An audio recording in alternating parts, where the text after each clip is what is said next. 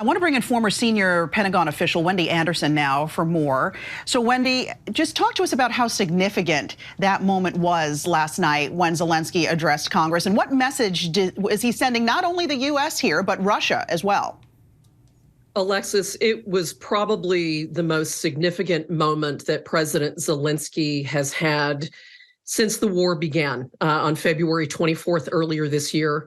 He knows his audiences so well.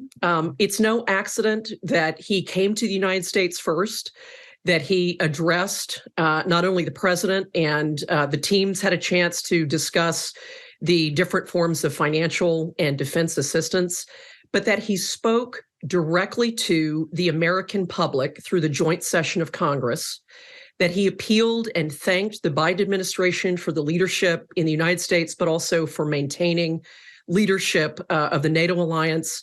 And lastly, to directly appeal to members of Congress as we are on the precipice of a pretty significant power change in the House of Representatives.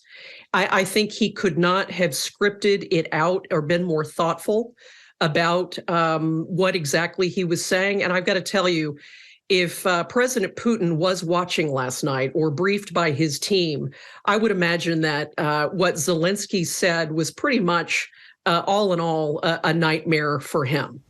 I was thinking the same thing at home watching. I thought Putin in some way is getting this message. I want to talk about these Patriot missile systems, though, the U.S. is going to be providing. What kind of impact are they going to have on the battlefield? And really, why did it take this long to provide those to Ukraine? We could have done this months ago. So I just wonder what's changed.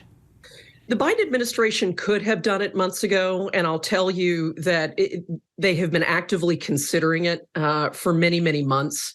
I think what shifted the balance of power or the calculus in their decision making, Alexis, was the fact that conditions continue to change on the ground. Although we continue to be mired, or the Ukrainians continue to be mired in what seems to be this sort of never-ending stalemate, we're in a different phase of the war. As President Biden rightly said last night, the Russians are going to use winter as a weapon. The Russians have increased attacks on civilians, on the electric grid, on critical infrastructure all over the country of Ukraine. And I think the Biden administration correctly said, look, it's time that we provide this Patriot air and missile defense battery. Granted, they're transferring one.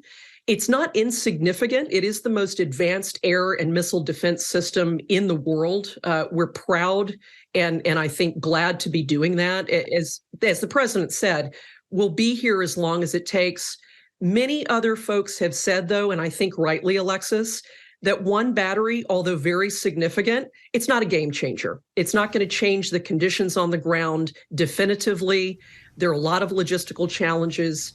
Extra trainers will be needed. There's time involved. So there's not a definitive game change here, but it is a significant development. That it is. Wendy Anderson, thanks for your time today. We appreciate it. Thank you.